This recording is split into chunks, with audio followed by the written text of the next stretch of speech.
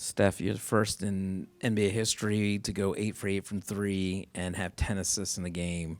And I think the 8 for 8 is the most made threes you've had yourself, your personal high. What was tonight like for you, especially with your thumb? And like, where did even the bank three? Did you just know it was going to be your night? Um, First off, thanks for making up in a stat that I could be the first at. That's pretty cool. Um, I I didn't really think nothing of it. Sometimes when you have like a little injury or something that's random, it kind of forces you to focus a little bit.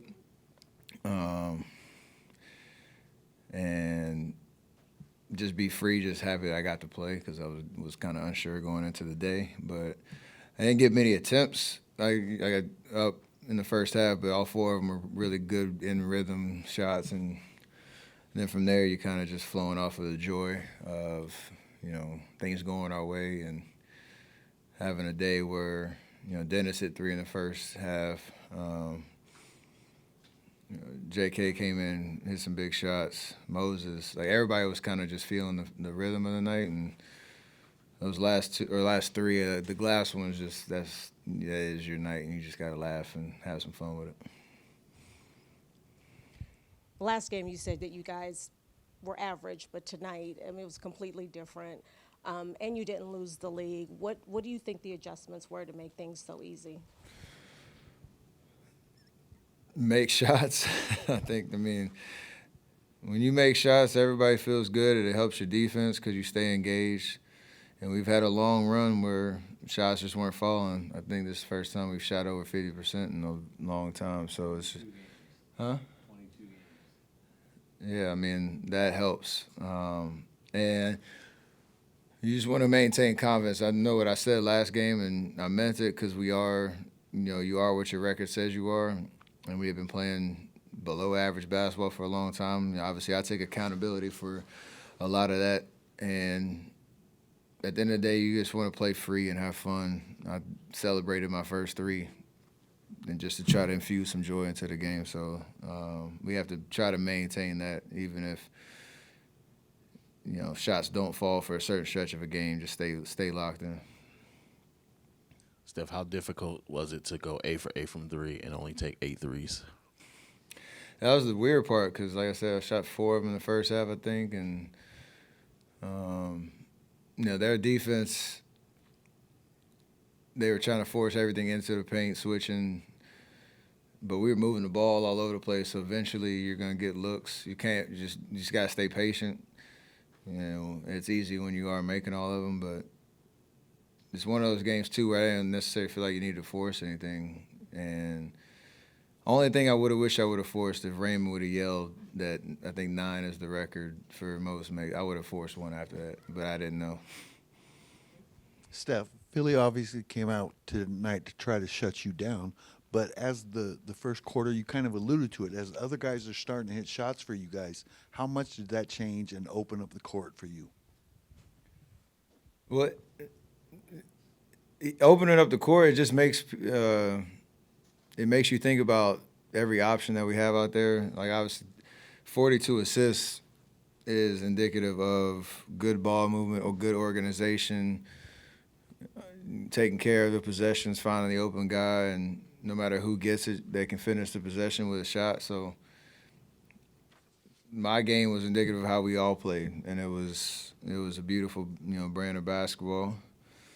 And it seemed like everybody who stepped foot on the floor had conviction about what they were trying to do, and we need to maintain that. Steph, how would you sort of describe Draymond's season to this point and the impact he's had? I mean, we've seen it for years, but, had some turbulence last season. Obviously, he was out for stretches, and this year it seems like tonight, I mean, he kind of gets lost in the shadows, but 15, 7, and 6.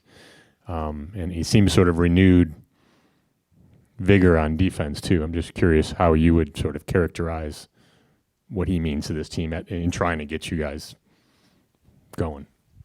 I think since the second half of last year and this whole year, we've had our team kind of down spurts, and it's been frustrating at times. But I think he's just made it about basketball, and for him He made that commitment last year, and I think he's lived up to it. To your point, some nights it won't show up in the stat sheet. Sometimes it will. His defensive effort and his leadership on that end of the floor has been great. Taking on, the challenge, putting his body on the line. I know there's a whole lot of talk about what position he plays and all that other stuff. Like, he makes winning plays, and when the offense is there too, it's an added bonus. So you want him taking the shots that when he's open, knocking them down like he's been doing. It gives us such a big boost when he's,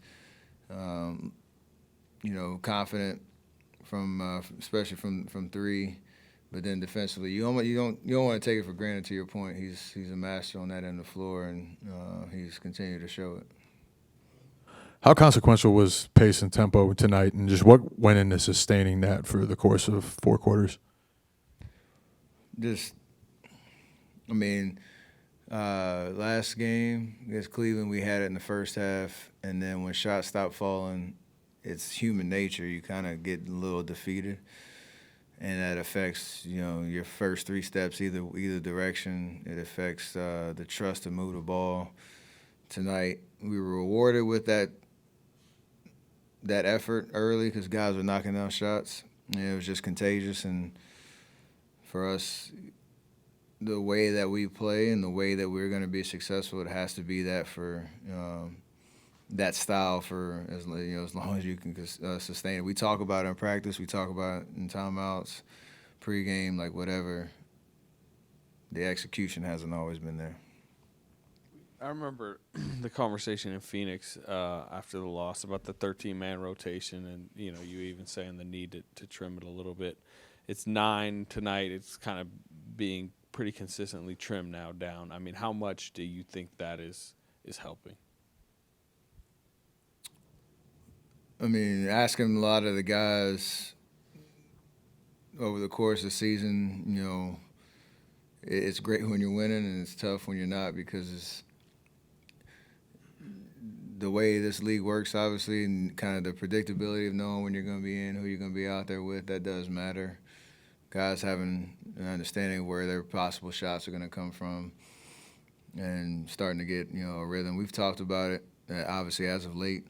I know BP's out, and he's part of that 9-10, rotation, whatever it is. And you even got Kyle and Loon, who have played significant roles for us at certain parts of the season, not get minutes. So, again, it's tough because that's the challenge of this team. But I think narrowing the roles and the rotation just helps everybody, because you start to build a little bit of chemistry. It's not an easy thing, and will continue to be a challenge for us until it's not. But, it's one of those things about our identity as a team that we have to keep addressing and staying locked in on.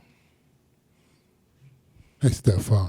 I spoke to a 101-year-old woman this evening. She said she was going to be your lucky charm tonight, and I think they rolled her out at halftime. You had a chance to have an exchange with her. What was that all about? That's a strong way to put it right there.